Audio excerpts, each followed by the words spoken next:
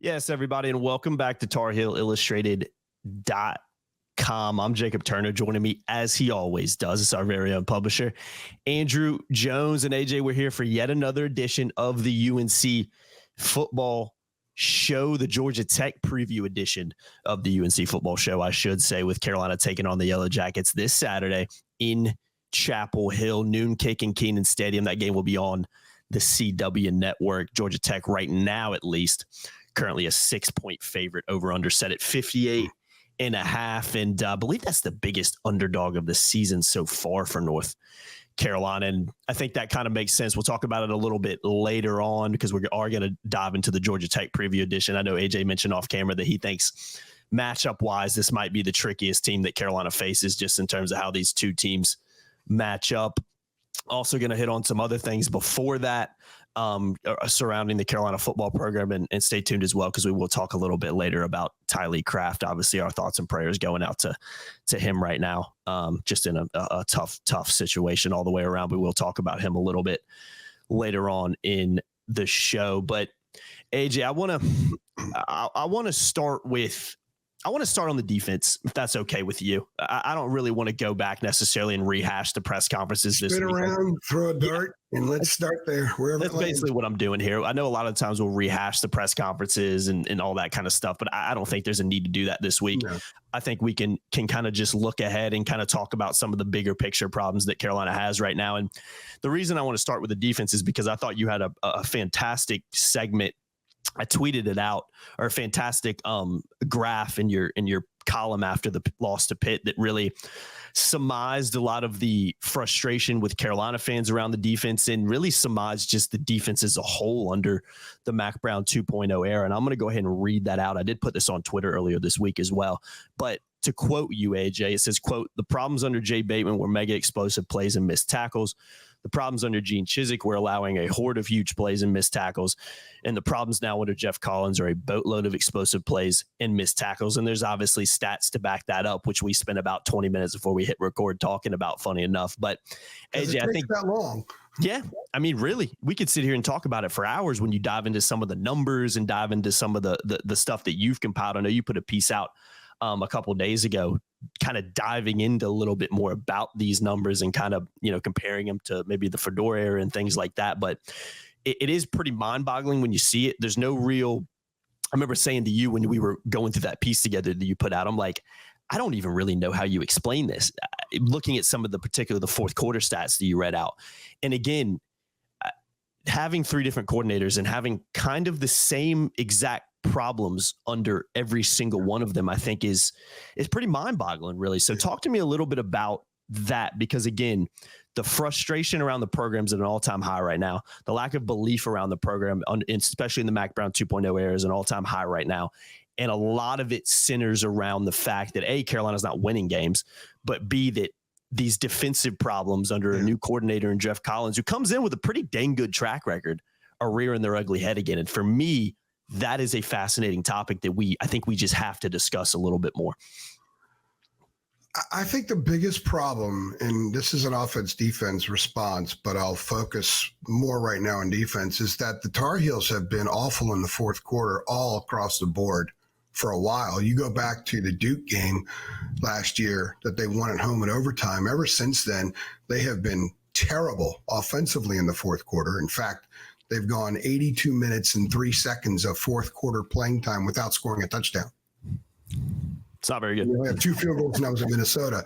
On the other side, they've given up a ton of points. And the piece that you're referring to, I spent a lot of time Sunday just crunching stuff. And I focused a lot on the fourth quarter because that has been a point of emphasis. That was they don't like the term collapse, but falling off a cliff, or just the swoon, if you want to call it that, the last 2 years has been a major part of why the fans lost faith, because they felt like you teased us and then you pulled it away, you pulled the rug out, you pulled it away from us, and the seasons ended up being mediocre and they didn't close well. So the point of emphasis this offseason, with literally every aspect of everything they did, was to finish the play to the whistle. When you ever played football, you keep hitting people until you hear that whistle. And coaches are like that. And you like that with literally everything. Finish in the locker room, clean your space out before you leave. I mean, they literally made a point of emphasis about every aspect of finishing everything they did. And this football team has done nothing. They have not finished. They did against Minnesota, and they get credit for a decent win. Minnesota just beat Southern Cal. Yeah. They did a decent job, although they gave up like 127 yards to Minnesota, an awful offense in the fourth quarter. So I went back and looked at fourth quarters. And I was looking at them this year because the last 2 weeks in the first two ACC games, they've been outscored 24-0 in the fourth quarter. Duke, they go into the fourth quarter leading 20-7. They give up 14 points. They don't score. They lose by a point.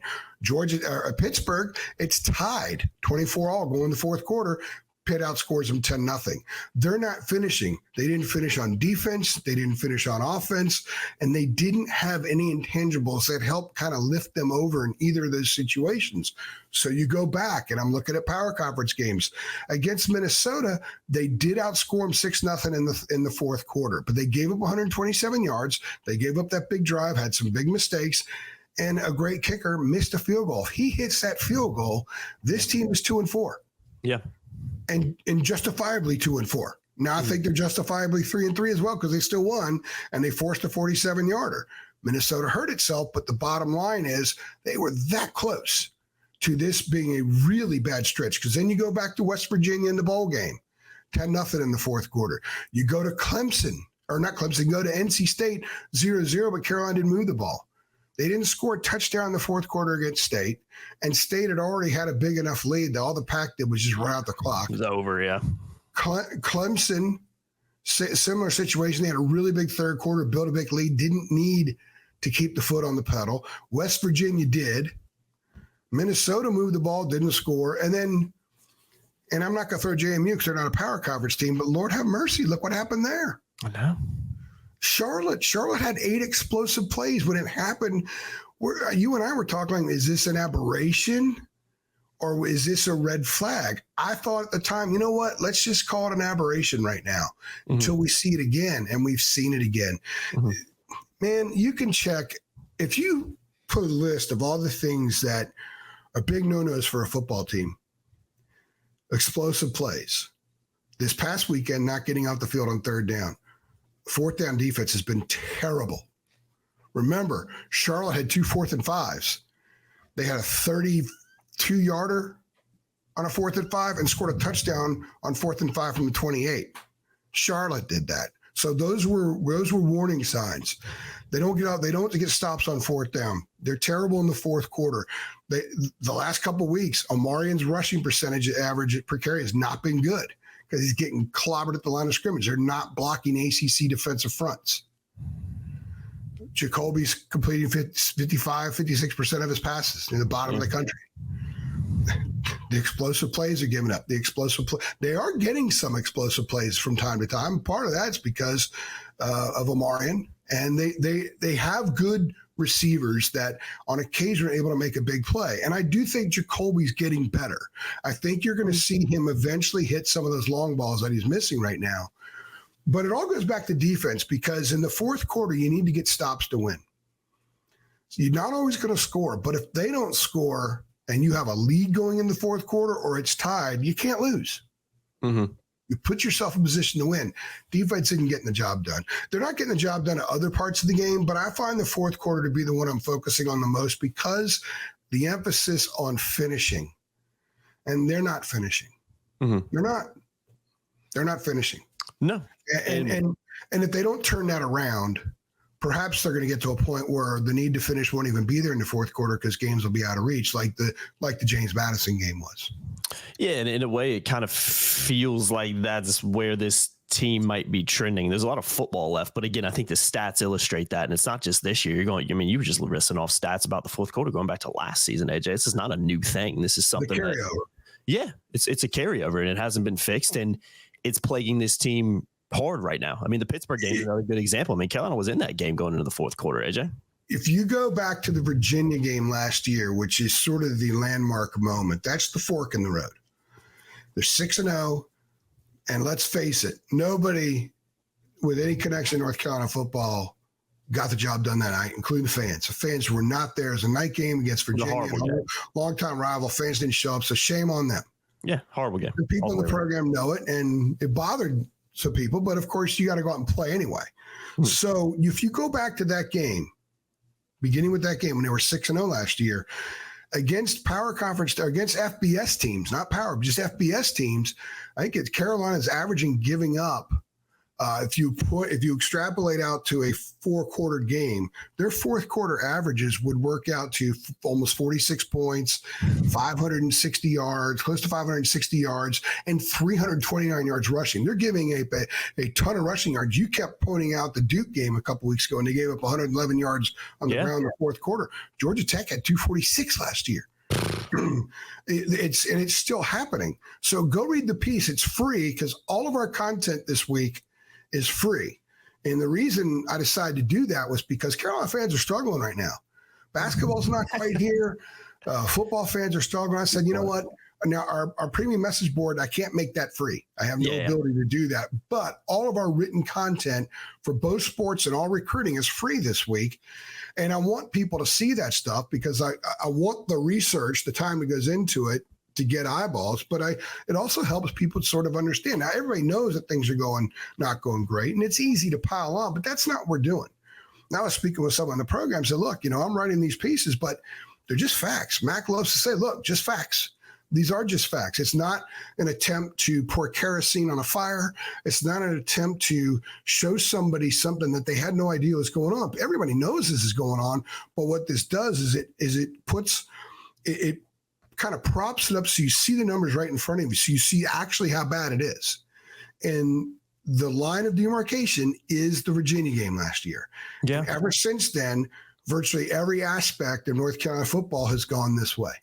Yeah, and again, you that was 51 weeks ago, by the way. I know, long time ago, and you always say it, AJ. I mean, going back to what you were saying about these are just facts. I mean, the team and their performances determine what we write and what we talk about. We don't come on here. I mean, I'd rather be talking about a 6-0 team right now and analyzing, what can they be and what can they do? Instead, we're talking about a team that's lost 3 in a row, gave up 70 to James Madison, collapsed in the second half against Duke, and against Pitt was a game going into the fourth quarter. But I just never felt like Carolina was as good of a team as Pitt. A big gap between the two. In my For the opinion. record, I won't say I'd rather talk about one than the other. I will say that it just kind of sucks seeing people that and like struggling and everything like that. But when I sit here and do this and have what I have to call my journalism hat on, none of that matters. I find the point where we are right now in covering the program to be an extremely huge challenge. And there's a chance it gets more challenging because not as many people are going to read our stuff. Not as many people are going to watch these videos. And you're trying to articulate to people who are already kind of upset. And a lot of them are like, you know what, man, I don't think I could put up with 45 minutes of this crap from these guys. I get it. Yeah. But we still have to talk about it. Just like if they were 6-0. Yeah. We would have to talk about all the positive things too. So it is a challenge knowing that a lot of people don't want to see it. They don't want to hear it. People think sometimes that we should go out and we should attack Mac and we're kissing his rear because we don't ask him, when are you going to resign or why does your team suck right now? Because that's what emotional people are thinking. But the go-betweens, us, the liaisons to the program, that's not how we view things. And you can outline everything that we're outlining. That is a stronger indictment on things than somebody lashing out with an emotional reaction or response to something. Yeah. So that's not how any true journalist does things. And North Carolina fans are very fortunate. There's some damn good outlets that cover North Carolina football and basketball. And you're not going to get that. You're just not going to get it. But you're going to get all of these things being unearthed and put on a platter for you to digest. To digest exactly what is going well. And there are some things that aren't terrible and the things that are not going well. And like I said, Jacoby, I think Jacoby's a key. If Jacoby's getting closer on those long balls. And that was something I brought up with Mac and Chip on Monday. And I asked Jacoby about it on Tuesday because it looks like he's getting closer. He's still long. And they had a couple of touchdowns that were left on the field the other day because Jacoby was too long on the deep ball. But if he can start hitting that changes everything offensively. Then they have a chance to be even more competitive. and win a few games to close the season, or who knows? I mean, the ACC is such a crapshoot after the first few teams. You don't know how these things could play out. If suddenly Jacoby's hitting the deep ball, like he said he did all day in practice on Tuesday, that was his best day there, it changes things. And perhaps where the fork in the road they're at right now goes in the right direction the rest of the way. We don't know. We can only talk about where they are at this point. And there are a lot of indicators that suggest everything is heading in the wrong direction. Yeah, you're 100% right. And you talked about that fork in the road. That's the next thing I kind of want to talk about, because I thought about this a couple of days ago. This is where it kind of came to me a little bit. And I was like, oh, okay, yeah, we kind of are in the middle of not only a very important moment in the, Mac Brown 2.0 era and everything like that, but a very important moment in what we've seen over the last 3 seasons. Let me explain why. We've talked about the collapses. I don't like to call them that, but we're going to call a spade collapses. The poor performances at the end of the year are in crunch time when it really matters. 9-1 in 2022, finished 9-5. Downfall started with a bad loss to Georgia Tech at home. Funny enough, Carolina's opponent this weekend. 6-0 last season, finished 8-5. Downfall started after a bad, horrible loss to UVA. Really started during that game. Again, you could even argue the program's never really recovered since then. 3-0 this season, 3-3 now, 3 losses in a row. Downfall started during and after a really, really bad loss to JMU, the worst in the Mac Brown 2.0 era. And a second half collapse at Duke didn't really help that out either, AJ. So we talked a lot about this in fall camp. And Can I add something real fast? Yeah, go ahead. They lost their last 3 in 2021 as well, by the way. It's a great point. Throw that in there as well. That was a tough season. And got annihilated in a bowl game by a wide receiver playing quarterback. Yes. And I say all this to say, the point I'm trying to make is the last 2 seasons in particular, when Carolina has been struck with adversity or had a loss they shouldn't have lost, or this fork in the road moment where, hey, we shouldn't have lost that game, but it's up to us to bounce back and get this thing back on track. Stop the bleeding, if you will. They've proven that they can't do that. It's right there in front of you. The eyes don't lie in that situation. They've proven they can't do that and haven't been able to do that. And you look at the James Madison game, that was the moment this year. And the funny thing is these moments have crept up every year, AJ. 9-1, okay, 10 games in.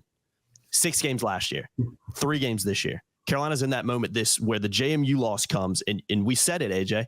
What are they going to do in Durham? Can they bounce back? They have an opportunity to do so. And they look really good in the first half.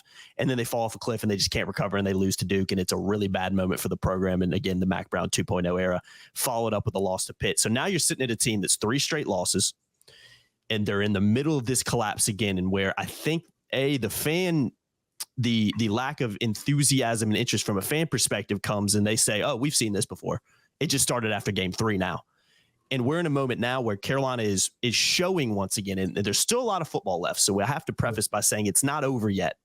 But what Carolina has shown us the last 3 games, AJ, is after that James Madison game, worst loss in the Mac Brown 2.0 era, Carolina's lost 2 straight to ACC opponents. One of those games at home and one of those games they're up 17-0 at the half. They're showing once again that when this adversity strikes, when this bad loss strikes, they don't have the ability to bounce back. And some of these numbers you're reading off from the fourth quarter, the defense, it even goes down into microcosms of these units where when things start going bad defensively, they don't have a way to stop it. That's just a reflection of the whole team when you look at the bigger picture. So for me, we are in a very, very interesting moment with Carolina football because you got a good Georgia Tech team coming in that I think is a matchup nightmare for Carolina. I think it's a game I picked them to lose, and I think it's going to be a very tough game. It's a program that Carolina's bogey team in the Mac Brown 2.0 era. There is a very realistic scenario that Carolina has lost 4 straight. I'm not saying it'll happen. I hope they go out there and play well on Saturday and give us something different to talk about. But there is a very realistic chance that happens. And again, we're going to have to go back to that moment again and say, they never recovered from that JMU game when they had the rest of the season ahead of them and a chance to say, hey, guys, we're going to learn from these past 2 seasons and not let that happen again. And they haven't shown they've been able to do that. And that, for me, is the worry of where we're at right now, because these themes are repeating themselves, AJ, not only on offensive units, defensive units. The reason I said a few minutes ago that I would rather talk about a 6-0 team right now than a 3-3 team is because I feel like we come into these podcasts and these 3 things every week, AJ, and we talk about the same old problems over and over again. That's the part that as a journalist gets a little bit, and from a fan perspective gets frustrating because we'd love to talk about something else, but we have to analyze these same things. That's the challenge. it's a very interesting moment because we're kind of in the middle of this collapse again, where Carolina's proven that, at least so far, that they're not able to stop that bleeding when it starts. They're not able to put some pressure on it, stop it, and get back on track. And that is not a good position to be in year 6, I think, is a pretty safe thing to say. Well, it's a terrible position to be in year anything except maybe yeah, you're one. absolutely right.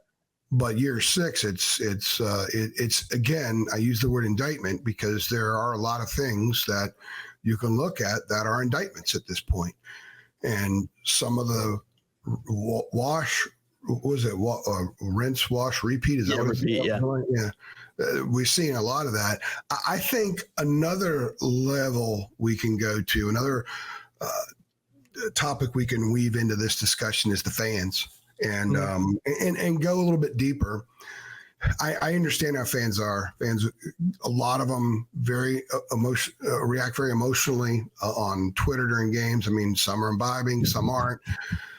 I understand it if you are. Trust me. I get it. There was a time back in the day, perhaps I would have been doing that just more for fun, not to get pissed off at anybody. I get it. I know that with social media, the dissenters are far louder than the ones who are okay with things or are in a wait and see kind of mode. I get all that, but you cannot look at the number of empty seats in the stadium and carry over that same way of thinking, because a lot of those people who don't voice their displeasure and anger on social media might, you would think, still show up to the games and just sit there and say, okay, this is bad, this isn't good, but I'm going to go support the team. I got the impression Saturday, and I don't get this very often, but I have in the past at various different regimes, that people were in the stadium not so much to support, not so much to be entertained by a really good game, and I thought it was a good college football game, but almost out of obligation.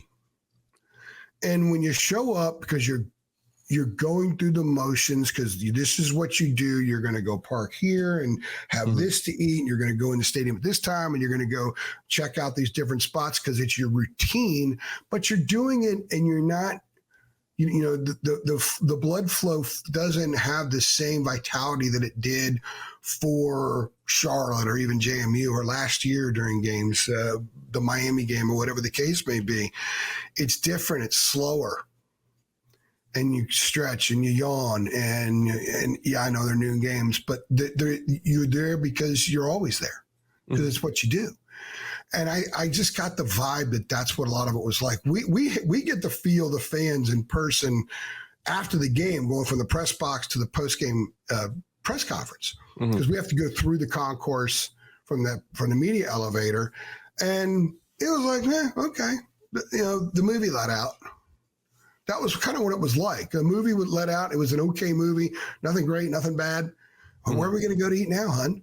That was sort of the vibe I got on the press on the concourse. Whereas before, there's either disappointment, there's excitement, or people are like, okay, we'll get them next time. And someone's chanting tar or heels, and you can smell the booze. I couldn't even smell the booze on the concourse. So that's bad. That's called apathy. Apathy is a bastard when it comes to sports, because it's very difficult to fix without a wholesale change. So that is where that's what Bubba Cunningham sees. That's what Chancellor Rogers sees. That's what people that are movers and shakers see.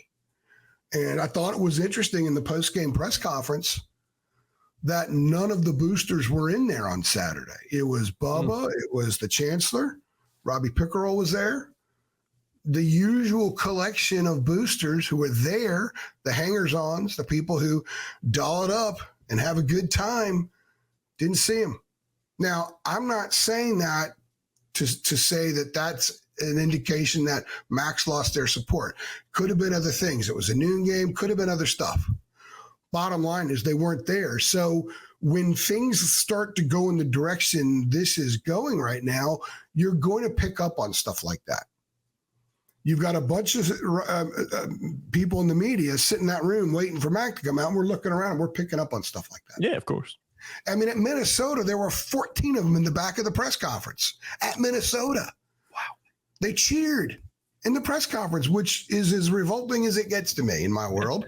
It is interesting. And others share that sentiment. That is interesting. But there were none there. So this is a situation that can only be rectified by winning games. And the way that they'll win games is they got to be pretty good for 3 quarters. But if they're in position to win a game in the 4th quarter, they have been awful for 51 weeks. Mm-hmm. Well, not fair. The Duke game, they were really good in the 4th quarter in the Duke game a couple of years ago, although they went up against a 3rd-string freshman quarterback. Again, they struggle with that. Yeah. So they still had since the Duke game, they've been awful for sure in the 4th quarter. Their last 4th quarter touchdown was a 3-yard run by Omarion with 7:03 left in the 4th quarter at Clemson last year. That's their last 4th quarter touchdown. They got 2 field goals, and both of those were at Minnesota. That's it. And then, the defense has gotten shredded. I mean, they have been horrid in the 4th quarter. Horrid. Mm-hmm. Mm-hmm. Mm-hmm. It's a weird one, man. That's the easiest way to say it, because it's almost hard to explain how you can be that bad in a quarter. And there's a lot of the focus, and I think that drop you did on Monday was, I mean, and again, there's no explanation for it. And I thought the drop you did on Monday, which we've talked about in here about the offensive woes, particularly in the 4th quarter, has really helped illustrate some points, because a lot of the blame has always been on the defense. That's where a lot of the blame of this Carolina program over the last few years has kind of gone. It's, man, if we just had I've said it many times, AJ, Carolina just had an above average defense with Sam Howell and Drake May at quarterback. They had a chance to be a really good football team, and they never could get to that point. But I think it's important to also show that it's not just them. And again, the defense is continuing to struggle mightily, particularly in the 4th quarter, but the offense is also not doing anything either. And that shows me that, kind of like you wrote in your column after the Pitt game, 2 things. This team, they are who they are at this point. We're going into game 7. This team, they are who they are. And the problem is you can say they are who they are, and you can be a good football team, and that's good. The problem is Carolina, they are who they are, but they're also not a very good football team on either side of the ball either. And special teams continues to be just a bad theme too. That's been a theme for years now. So you're looking at the schedule, you're looking at Georgia Tech, you're looking at what's coming up next. And I think Mac even said in his press conference on Monday, AJ, we could win every game and we could lose every game.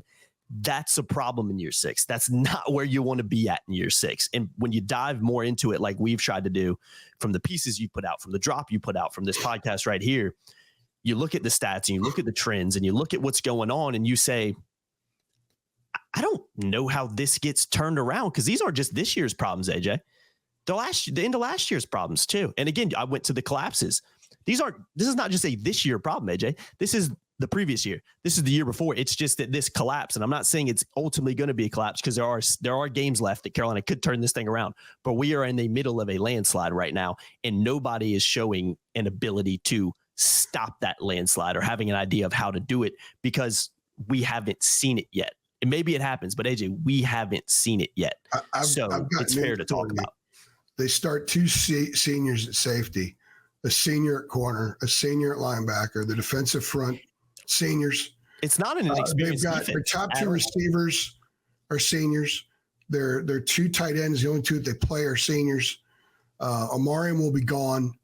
They're going to lose their only consistent offensive lineman in Lampkin. They're going to lose Burnett. Burnett's a senior, right? I believe so. Yeah, he should be. This is a job right now, and they're going to need to replenish through NIL, and they don't have a lot of NIL cash to spend, because they're going to have to spend money to keep guys first. They're going to have to spend a lot of money to keep Amari Campbell and Trevion Green and Howard Sampson to a degree. Aiden Banfield's going to get offers to go places. Marcus Allen, I know Marcus has struggled a little bit this year. Hasn't played to the level people thought he would and should. And NFL scouts were going to practice in August just to watch him first. But they've got. It's kind of an alarming thing when you think about all the guys they're going to lose. And they very well, if nothing changes, they're going to probably start a true freshman at quarterback. Bryce Baker, if he comes to North Carolina, for sure. And the reason I say for sure is because I know that Adam Gorney at our our mothership arrivals, did a little video the other day about, look, if Mac Brown is not the head coach next year, look for Bryce Baker to possibly end up at a place like Notre Dame, because they're still recruiting him pretty hard. If he is at North Carolina, he'll be the starting quarterback, very likely. I wouldn't say maybe the minute he steps on campus, but he's really good. And so they would have that. Maybe Davion Goss be a running back. I love Davion Goss. I think he's going to be a big-time player. He'll be the next 1,000-yard back at Carolina. But and I know the young receivers are talented, but they're in a situation this year we haven't been able to see a lot of that because they haven't had quarterbacks that can consistently get them the ball. So this is not a second week of October 2024 year 6 problem. This looks like it could be an even bigger problem in year 7.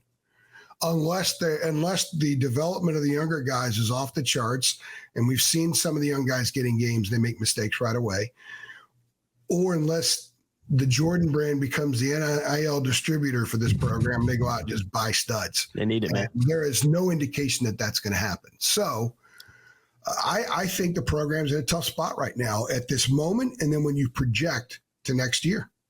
Yeah, 100%. Because again, you can look at the stats and try to say, okay, how does Carolina fix it? And there are ways they could fix it. But when you look at the breakdowns and the fourth quarter issues and just the themes of this team, and again, I go back to the eyeball test, right? We haven't seen anything yet to suggest that they're going to be able to turn it around. Not this year, these themes keep. I thought they were good. I thought they were good in 22, but I thought that at 9-1 they were a little overinflated at 9-1. Yeah. Last year when they were 6-0, I thought they were legit 6-0. Me too. And I talked to somebody very important in the program that week of the Virginia game on the concourse, and it was after I had finished. It was players on Tuesday. I'd finished doing. I would go in the press box and do my post interview or press conference stuff, and I ran into someone in the program. We talked for a few minutes, and this person was really like, you know what, this team's got a chance to really do something special. I think that the program believed it, and then we were saying, well, they just haven't really figured out yet totally how to handle success and attaboys. That's a good place to be compared to where it is now, because you're getting attaboys and you're winning. So how do you take that next step? How do you break through that wall and become, and where it becomes norm to be ranked in the top 10 and get the attaboys? Everybody sees the basketball program at the school, knows how to handle that. It is, no matter who the coach is, it's part of their culture because it's the whole university culture, because they're going to reward you. They understand how to be there because they're always there. When the football program, when it's new and it's uncommon, yeah, I can see where that's a little bit of a challenge. So what you need to do is poke through that wall, win a game and stay there, and then do it again the next year. And then it becomes sort of who you are. What this program has been, the 2 times it's, really the 3 times, and 2020 was a weird kind of year, but they still gave up 2 touchdowns in the last 8 minutes to Texas A&M. I mean, they didn't close strong there either, by the way. They gave up the drive against Oregon in that bowl game. But who they are, who they were, was that fork in the road with a 9-1 and 6-0, and it went the wrong way. Now, you say JMU's the fork, but man, they did not play well against Charlotte. We talked about it. They did not play well against Central. We talked about it. The fork in the road may still have been UVA, and these are all just the after effects of still going in the wrong direction. And I hate to be overly negative to people. They're probably getting sick of this, but we're trying to process it. We're trying to process it out loud while doing this right now, and that's kind of the way it is. We have Unfortunately, for Carolina fans, this is kind of where you are. And again, I go back. That's why we made it free this week, because I understand, man. The apathy setting in, and I hate apathy. I hate it. I hate apathy in sports because these kids deserve fan support. These kids deserve 45, 50,000 people to be there on Saturday. And that's not going to be the case. That was homecoming, and the crowd sucked. Yeah, it was nobody. It was horrible. I mean, I would say at the start of the fourth quarter, there were about 22,000 people in the stadium. Yeah. Oh, I know. And that is a problem. And it was a tie game. I know. And that's a problem. That's not where you want to be in year 6. And it's quick. It's wild how quickly things can change too. Because not too long ago where I remember very packed Kenan stadiums and great atmosphere, some of the best I've seen. And again, that's just not where this program is at right now. And it's in a point of you're looking at the rest of the schedule and looking at how this team's performing and saying, just like Max said on Monday, about a coin toss every single game. And I think the more we see for this team and the more we dive into it, I think it's even more trending 60-40 that Carolina going into a lot of these matchups that they're going to struggle to come out with wins. So it is a very, very fascinating situation. Let's go ahead and dive into the Georgia Tech preview of this show. We'll hit on Tylee Craft after that as well, because we do want to spend a few minutes talking about that too. It's just, our thoughts and prayers are with him right now. But Georgia Tech, first and foremost, again, noon kick and Keenan on CW. Georgia Tech 6-point favorite going into it, sitting at 4-2, 2-2 in the league. Wins over Florida State, Georgia State, VMI, and Duke, and losses at Syracuse and at Louisville. So 0-2 in true road games this year, with that Florida State game obviously being on the road, but it was a neutral site game in Dublin. So across the pond, as they say. But AJ, Haynes King, man, he's the face of the program. He's the face of the team. He's the guy that everybody talks about. And offensively, I think he's been really good. And I think he is really good. I think we were talking off camera and you said you could make a case that out of all the quarterbacks in the ACC, he might be the most draftable guy when you look at just the intangibles he has and the performance. Outside of Cam Ward. Outside of Cam Ward. The ones that they face, he's the one I would draft first. Good point. But if you dive into they're an interesting team the more I dove into it, because statistically they're not, on offense at least, they don't really jump out to you in necessarily any category. There's a couple particular categories with Haynes King, in my opinion, that, okay, that's really good. And those show that. But number 7th offense in the ACC right now is 434.5 yards per game. Just to put some context in it, UNC's actually ahead of them at 6 with 449 yards per game. So that kind of provide a little bit of context to that. I do think Georgia Tech's a better team and a better offense overall, but just to provide a little bit of comparison there. Pretty similar in rushing and passing. Both Georgia Tech is 5th in the league in rushing, 4th in the ACC in passing. So kind of similar there. But again, Haynes King, I think, is the leader of this team. He's the leader of the offense. And I think he's what sets them apart from being maybe an okay team to being, I think, a slightly above average team. Again, remains to be seen how they're going to do in the league, because they are 2-2 right now. But 240 yards per game. Passing, 8th in the ACC, 8 touchdowns, 1 interception. Not a guy that turns the ball over, but he is mobile. And we've seen Carolina struggle with mobile quarterbacks. And we've seen Carolina struggle mightily with Georgia Tech in general. But he does. This is, I think, where he jumps off the page a little bit, and you kind of understand why he's such a highly regarded quarterback and so respected in the league. Is, again, 8 TDs, 1 interception. He's got to take care of the ball, right? Leads the league in completion percentage, efficient passer. He gets it to his guys, and he doesn't miss a lot of targets. So again, that right there is, I think, what sets him apart and gives him the edge over a lot of quarterbacks in the league. So again, and you dive into rushing, you dive into, receiving yards. Who's the guys that jump out there? There aren't really a lot of guys. Malik Rutherford is kind of their go-to guy, averaging 79 yards per game through the receiving, but there aren't necessarily individuals that you look at and you say, oh, that guy's like top 3 in the league. That guy's like top 4 or 5 in the league. And what he does, they don't really necessarily have that behind a guy like Haynes King, which I think is interesting. And then on the flip side, though, AJ, pretty good defensive team, 3rd best defense in the ACC. I think Carolina fans would cut their arm off to have that. Just to add some context to it, UNC 2nd to last in the league in defense. So I think that illustrates the gap between these two teams on that side of the ball. Georgia Tech allowing just 312 yards per game. 2nd best running defense in the league as well. If there's any weakness, though, AJ, it's passing defense, sitting at 5th worst in the ACC. To provide some more context, Carolina fans won't want to hear Carolina's dead last in passing defense right now in the league. So not great. And they're only allowing 19 points per game. So the defense is the strength. The quarterback is the strength. Besides that, there are some things that maybe don't necessarily jump out to you. They first of all, they played a tougher schedule. Yeah, for sure. Beating Florida State. I know Florida State stinks, but it was in Dublin, and first game of the year too. Aspects to that made it difficult to overcome, and they did that, took it right to them. Playing at Syracuse and playing at Louisville there, I would say that on the road, those are as tougher games to carry. I like Pitt, but having to go to Syracuse, and by the way, you talk about the passing defense, Kyle McCord's having a great year. Yeah. Tyler Schauk at Louisville, he can sling it. Mm-hmm. So they played some teams that can throw it. One of their non-conference wins is Georgia State, who beat Vanderbilt.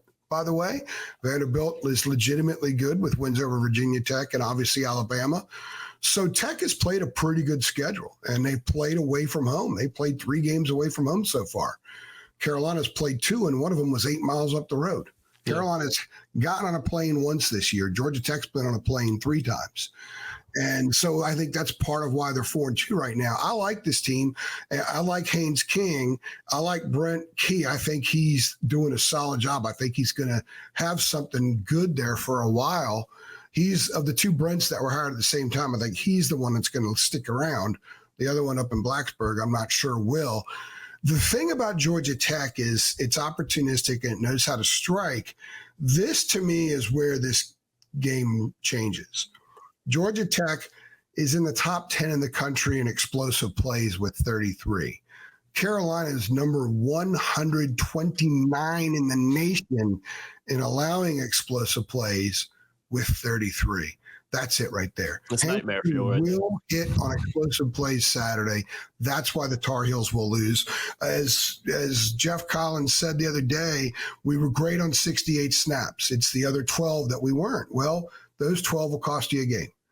And I heard something on the radio the other day about an offensive lineman who is fantastic and wins 97% of the battles, but on the 3% he didn't win, he gave up sacks. And he's going to end up not grading out that well. The other guy's a superstar, even though he got beat 97% of the time. You have to be outstanding across the board. I think Georgia Tech checks a lot of boxes. I think it's a program that's ascending. I think it's a program that feels good about itself. I don't think there are many question marks dangling over Bobby Dodd Stadium right now, whereas the contrast is I think all that's the case with North Carolina. Yeah. So this is one of those games where if Georgia Tech comes out and marches down the field and there's a lot of Haynes King, it's going to be tough for Carolina's mental resolve, psychological resolve will be tested early because the last time they faced these guys, Haynes King led them to 246 yards rushing in the 4th quarter last year. And Carolina's lost 3 in a row to this team. And let's remember the one down at Mercedes-Benz Stadium was a disaster of a performance. You could argue that was the worst performance in MAC Part 2.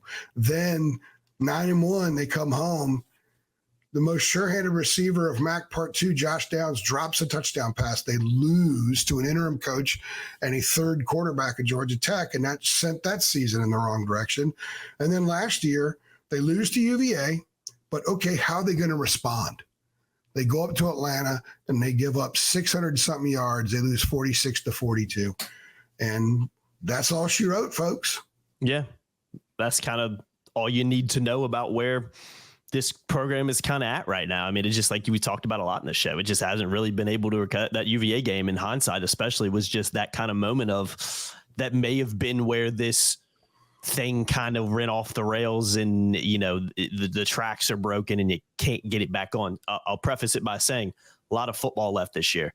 It's not our job to come on here and say Carolina's not going to win a game the rest of the year. That's not what we do it here. It's our job to analyze and figure out maybe how they can. It's the moment in time. They can do exactly. Jacob, it's the moment in time. The moment in time right now. You know, we would be lying if we were to. Well, all these great things, and there are good things going on. I said, Jacoby's getting better. Mark Campbell is outstanding. Really, he's going to play in the NFL. He's a really good player, and he's having a good year. Elijah Huzzy's having a very good year. His coverage has been fantastic. He's playing very, very well. You've seen Des Evans play well at times. Travis Shaw's had some positive stretches. On the offensive line, you know, Howard Sampson, I think, has played better than some people expected.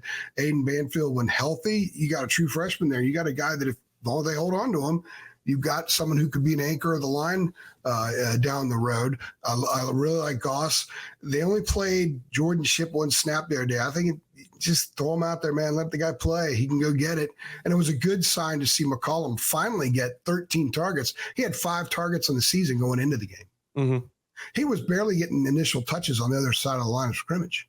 Mm-hmm. They were running end arounds to him just to get him touches. I know. So I'm going back on the negative again. So there are some positive things that are happening, but you know, and I guess they celebrated because they didn't get a pump block the other day. So yeah, I mean it's better than a lot of stuff we've seen this year. This is a bad matchup. I mean, by the way, Georgia Tech is second in the nation in allowing fewest number of sacks.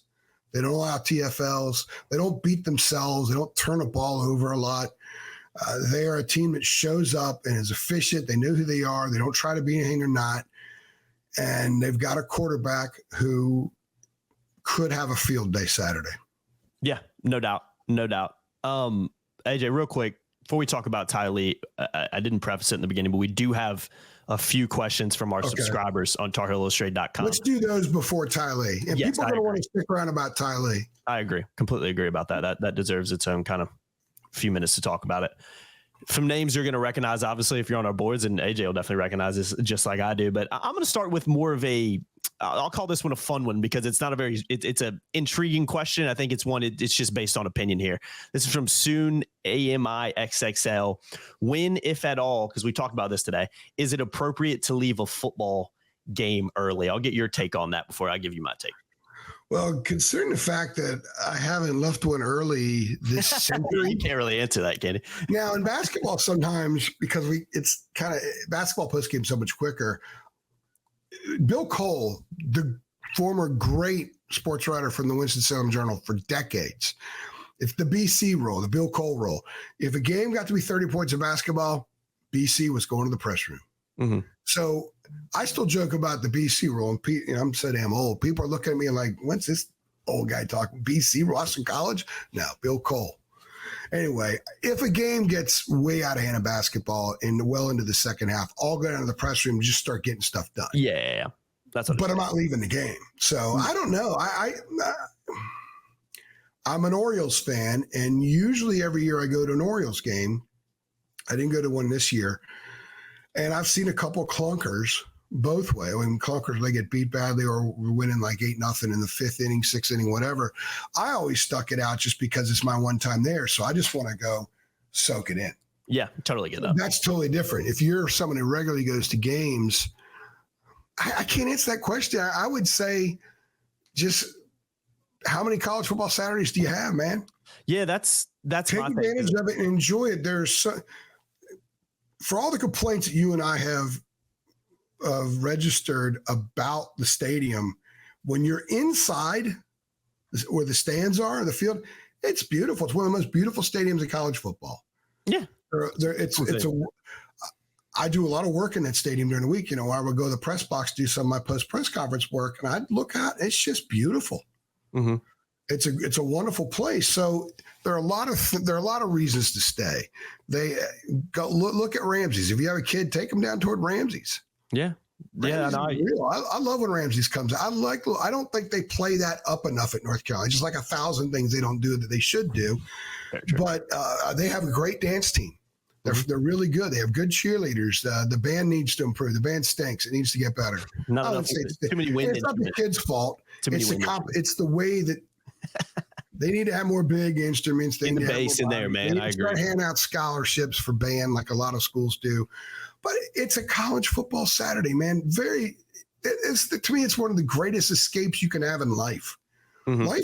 Life is challenging for a lot of people, even a lot of people who have dream jobs. And if you have a chance to escape and hang out and support these kids that you care about, I would never leave early, but that's just me. Yeah, no, I'm the same way, and I can speak more from experience because, like AJ, even before I started working at THI 5-6 years ago, my dad in particular has had season tickets for 15 years, so I've been going to Carolina games my whole life, and even this year, I mean, there has been a few seasons, including this year, where I'm not in the press box as much. I'm still at the game. I'm in the stands with my dad and my family, and then I'm doing the work afterwards and doing their things and stuff like that. But we don't leave games early. We don't. We never have. I mean, even I'll give you an example. Even the JMU game, Carolina's will lose that game. I think we left with 2 minutes left in the game just because it was over and we were trying to get out. And I think the main reason was I think everybody was starving and we're like, you know what, let's just go ahead and get out of here. But typically, no matter what game it is, Carolina could be losing by 50. The earliest point that we're going to leave is when there's 1, 2, maybe 3 minutes left in the fourth quarter and the thing's over. That's really the only, if it's a close game, we're not leaving. If Carolina's up by 30, we're not leaving. That's just not how we operate. And like you said, AJ, I look at it like this. You get what, 7 home games at most a year? why would you leave early? You got 6-7 days of the year that you get to watch Carolina football or football, the team you support at home. I don't really get why you leave early, no matter how bad it is. And it makes the good times better too, AJ, because I'm a huge Manchester United fan and we suck right now. But I'm going to look back at some point when we are good again, and I'm going to say, I remember those times watching us get beat 3-0 to our closest rivals and having to sit there and watch it. I still watch that because it makes the good times that it'll eventually come that much better. So that's my take on it. We don't 2-3 minutes at most, but typically we're not leaving games early. And AJ knows, being an Orioles fan, he's had to struggle the past few years. I had tickets. My wife, my daughter, and I had tickets to see an Orioles game against the Twins. Mm-hmm. And in fact, a former UNCW player hit a home run for the Twins that night. The Orioles were in a terrible losing streak. I mean, they were just awful. They were at the end of the full shutdown rebuild mode, and they had lost 15 in a row.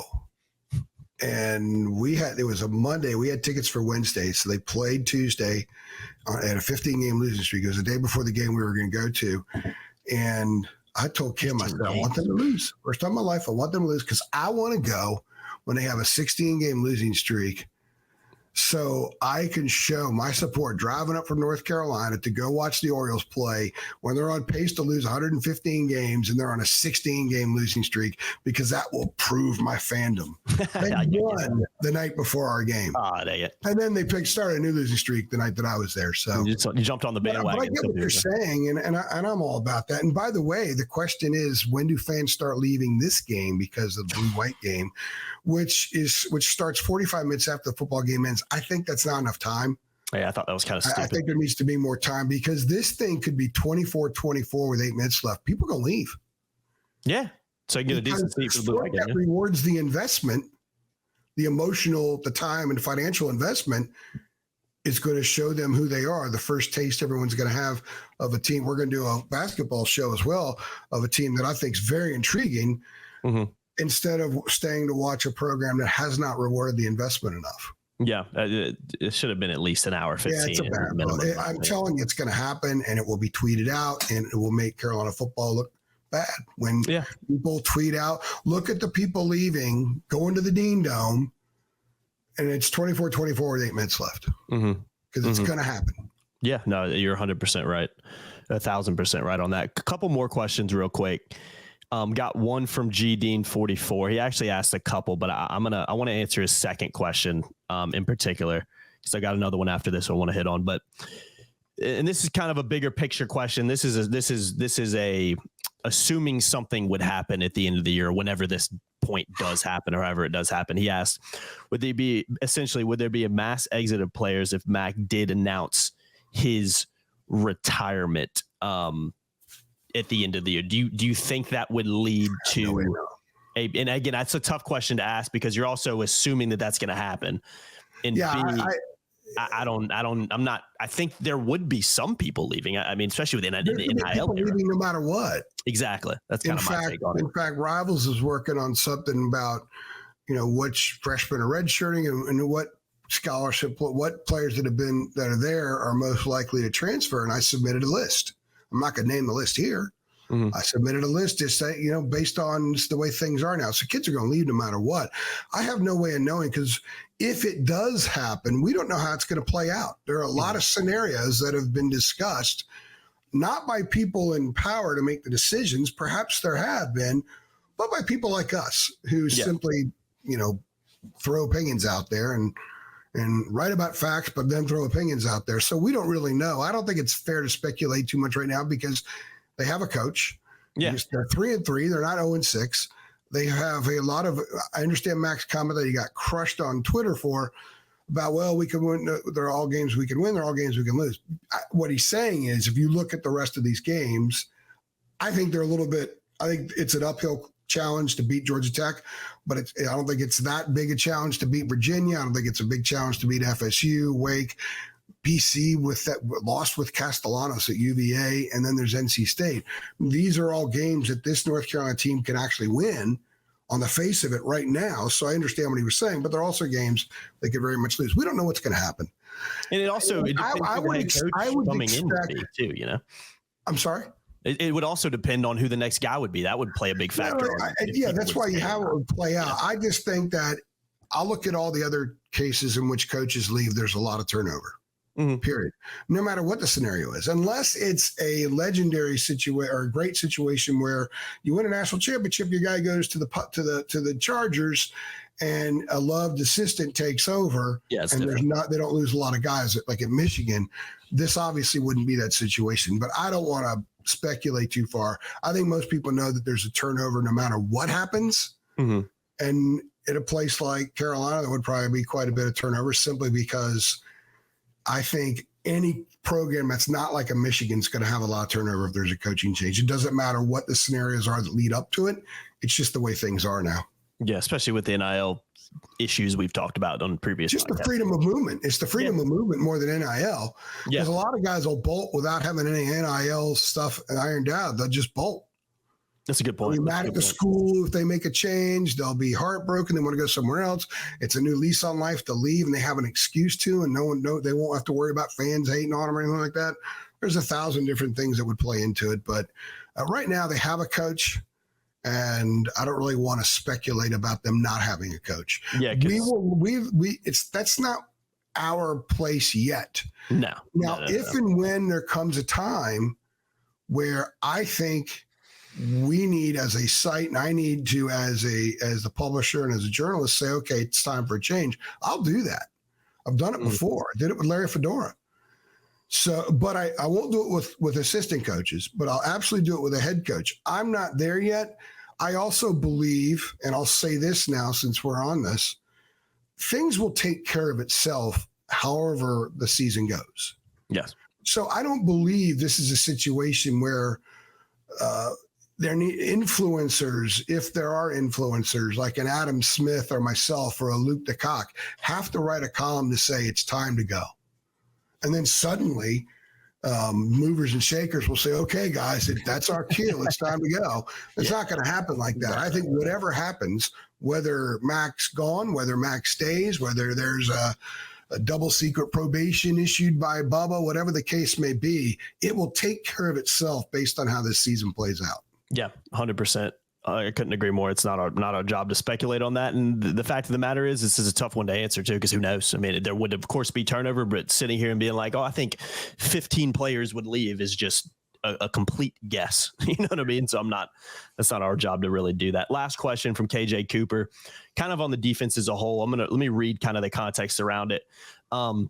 He's basically asking, what are your thoughts on the defensive struggles? And he kind of goes at it by saying the defensive line does not put much pressure on other teams' offense.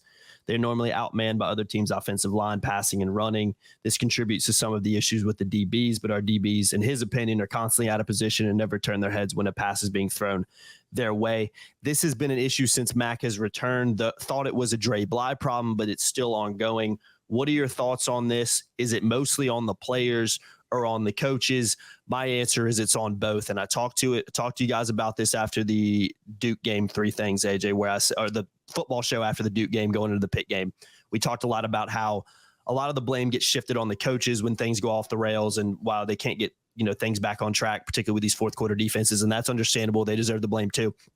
But at some point, players have to go out there and make plays. Just like we saw Caleb Koss go out there and make a pick 6. That's a player making a play. Carolina needs more of that. And it's also the player's job as well. When things are going off the rails, it's a leadership issue and a leadership problem when things aren't able to get back on track, because somebody should be able to do that. And it's so I say it by saying, I get what he's saying and I get the defensive struggles and how it's been like that under every coordinator, but I can't point the finger and say it's a player problem or it's a coach problem. It is a collective issue that is yet to be resolved. That's kind of my opinion on Carolina's defensive struggles over the last 26 years, not just the Mac Brown 2.0 era. You remember in The Wizard of Oz when Dorothy and the Scarecrow, Tin Man, and Cowardly Lion got to that flower field? Yeah. And I think the flowers had some kind of poison or whatever it was. Mm-hmm. They all fell asleep. And I guess it was the Wicked Witch of the good witch. I think sprinkled some crap on them and they woke up. Mm-hmm. They woke back Which up. happened to Carolina's defense about 5.5 years ago is somebody sprinkled some bad stuff on them, and they've stayed that way ever since then. Kind of feels so like whoever that. goes into that room, whatever personnel changes, whatever coaching changes are there, that sprinkled dust is still there, and it's just bad defense. I say that half jokingly. I don't know. You could say it's a cultural problem because it's 3 different coordinators and lots of different players. And what's interesting is the best defense in part 2 was the first one, and the linebackers were a guy in Jeremiah Gemmel who had 10 career snaps before that year, and a guy who played quarterback. I know. And they didn't have depth up front. Aaron Crawford's playing 92 snaps. Jason Strobridge playing 85. They had, remember Jaleel Taylor? Yeah, Jaleel Taylor. Yeah. They had Tamari Fox as a true freshman getting a little bit of a couple of reps there. They were thin in the secondary. Miles Dorn playing every snap of the season. They didn't have a lot of great weapons on offense, but Sam was a true freshman. So the team itself was pretty solid, but defensively, that was by far the best defense Max had in part 2. And it's progressing as they've gotten more talent and as they've gotten deeper, they've gotten worse. And they've changed coordinator. Bateman was the bad guy. Bateman had to go. Players quit on him in the bowl game against South Carolina. I don't say that. I say it because it's true. It's what happened. And then Chizik, they lost total faith in Chizik. Well, now I think they're at a fork in the road with Collins because I don't think that their patience is great, and I think there's a little gun shy. Or what would be the right word for somebody? It's almost like after a while, when something bad starts to happen, you just kind of expect it to finish the deal and just be bad. Yeah. And JMU is that moment. The fourth quarter against Duke is another one. The fourth quarter against Pitt is another one. At some point in time, and we're only halfway through, and a lot of these guys have experienced this with 3 different coordinators. Des Evans has been in a situation where family members have said something to him, that Bateman sucks, that Chizik sucks. And at some point, one of them is going to say, that Collins sucks. So as good a kid as Des is, and I admire him for how he's persevered through school, and he's so much better when he talks to us and everything, but that's going to affect you over time. Yeah. I just think it's almost like there's just an ugly halo sprinkling bad defense dust over the Keenan Football Center, and it won't go away. Yeah, you're right. I've made analogies about that all the time. It kind of feels like that defensive room in the KFC is like being haunted by some entity, and there needs to be some kind of exorcism of that room before this. It's what it feels like, because it's, again, we've talked, it's not just a Mac Brown 2.0 issue either. Carolina's defense is just really, really, I crunched the numbers since 99 a few weeks ago. And you look at it and it's like, wow, they really haven't had a lot of top defenses. And a couple of the top defenses they had, AJ, those records don't even count anymore. So we're not going to sit here and talk about that, but it's a very interesting problem, AJ, that I genuinely think it would maybe be worth doing some kind of exorcism in that room. Let's just make sure, because I can't explain all this stuff. I really don't know what to say about it. Unbelievable. Yeah, it's unbelievable. Yeah, it's hard to explain.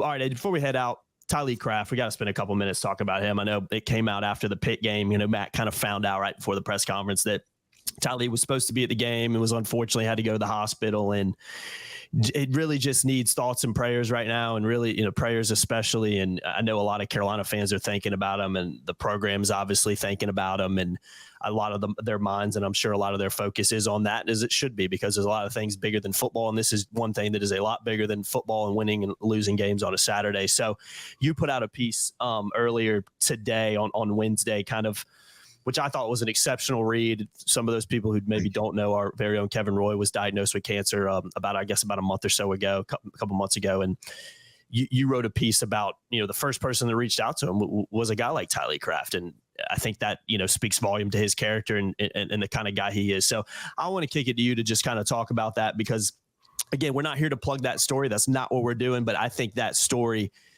illustrates the type of guy that Tylee is, a guy that's been battling for years, and that he just deserves everyone's prayers and thoughts right now, because he's just unfortunately in a rough situation. That's why I do want people to read it, not because we get the click. And I could have written about 1,000 different things, but the timing was right to write this piece, and it just kind of came together because I've talked to Kevin about it, and I told Mac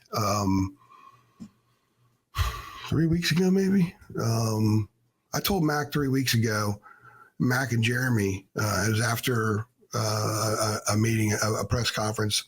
I told him how Tylee reached out to Kevin.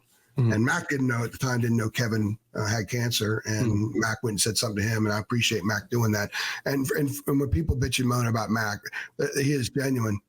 Yeah, of course. He's the real deal. He is. You couldn't ask for a better person. Complain about the coach speak and the politics speak, or sounding like a politician and talking out both sides of the mouth, whatever the people say about him. But you could not have a better person run your football program, lead your football program than Mac, and I mean that genuinely. And he did say something to Kevin, by the way, before the JMU game, I guess it was. But I told him about that, and Mac was touched. And when Mac came out Saturday for the post game, he got choked up. Yeah, of course. It's kind of tough because you got to ask about a game they just lost and gave up 10 points in the fourth quarter and all that. But I wrote the piece. Kevin gave me the DMs, the text messages with Tylee, and I went ahead and published them. He gave me permission. I checked around, made sure that I wouldn't cross any lines with the family. And I did it because I want people to see really just how truly remarkable Tylee is. He's in a lot of discomfort, and it's been getting progressively worse fast here in the last month. And there's this guy more than twice his age. He only knows because he sees him out there every once in a while. And you think you know an athlete, but you really don't know an athlete because you say what's up a couple of times and maybe a quick little chat. And he's the first person to reach out. And he's there just to offer up support. Hey, man, we're both going through this. And it meant so much to Kevin. Oh, of course. So Tylee is a guy who's gone through so much and is going through a ton right now. This is not a good week for him. And he uplifted Kevin at a time when Kevin needed it, because I've been talking to Kevin a lot, texting, talking on the phone a lot. And Kevin's a pretty tough dude. He was over there in the golf and everything else, and he's a tough dude. And he's needed it. And Tylee lifting him up was huge.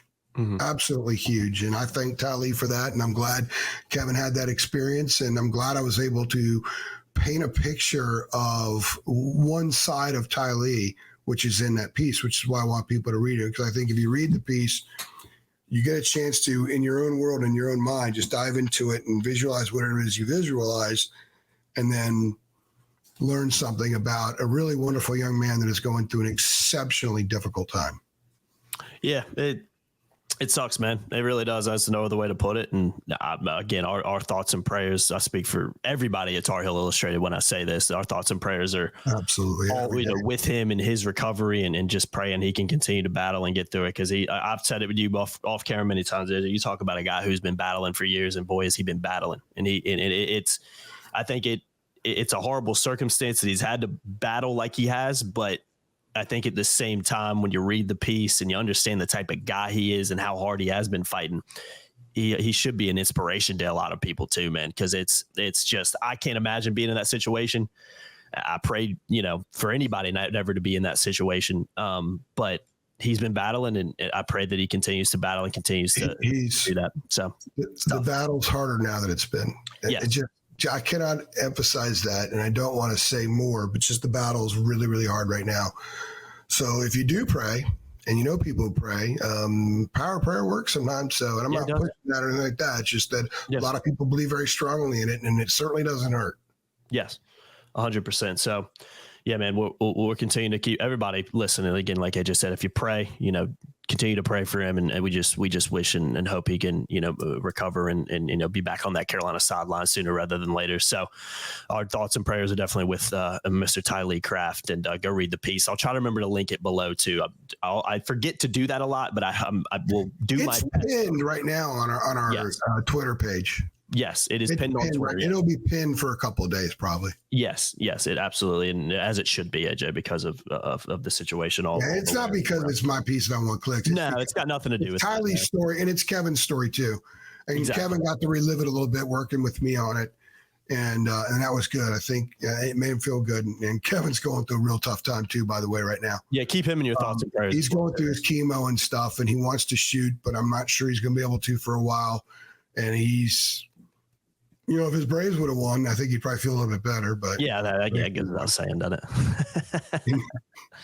So Kevin's going to be tough times. So if you pray for him too. Yeah, absolutely. Definitely keep Kevin in your thoughts and prayers as well, as he's battling too. So I think it's a good way to, a little somber note to wrap this one up on, but I know we had to spend a few minutes talking about that. And yeah, again, guys, we'll see what happens on Saturday. Carolina versus Georgia Tech in Kenan Stadium. Last home game for a while, because obviously Carolina's a bye week and then has 2 away trips after that. So not many other opportunities, not many more opportunities to see only Carolina 2 more at home. Yeah, only 2 more. after this week. After Georgia Tech. So we'll see what happens, man. Hopefully we're on 3 things, and, I just like something different to talk about. So hopefully Carolina does win so we can actually talk about them maybe having a better performance, but we'll see what happens on Saturday. But me and AJ will be back for 3 things. I hope for no typos. Yes. You know what I root for. Yes. Everybody else has fingers, number 1 fingers with the team colors. I have a number 1 finger with a laptop woven into it and like the keyboard. That's fantastic. All right, man. Let's get out of here. A long time ago, it was white out. Yeah. Oh, I know. Yeah. The old school days right there. I don't even know if they still make it, but I bet they don't sell as much. By the gallon, my man. We got a basketball show to record too, so we'll go ahead and get the heck out of here. I've been Jacob Turner. He's been Andrew Jones. Another edition of the UNC Football Show. Appreciate you guys watching. Make sure you like, share, subscribe, hit the notification bell too. Let's do this. AJ. I'm actually interested to see how this might not lead to many likes. But if you're optimistic about Carolina's chances on Saturday, I'm not going to ask you guys to pick a win. If you're optimistic about Carolina's chances on Saturday, go ahead and like the video below. I want to gauge a little bit where the fan base is at right now. I know a lot of times we give people easy likes. This is not as much of an easy like. I don't think this is going to lead to a ton. We hope you like the video regardless. But if you're still listening right now, like the video if you're optimistic about Carolina's chances on Saturday of beating Georgia Tech and, a bogey team for the Tar Heels. Appreciate you guys watching. See y'all next time. Thanks.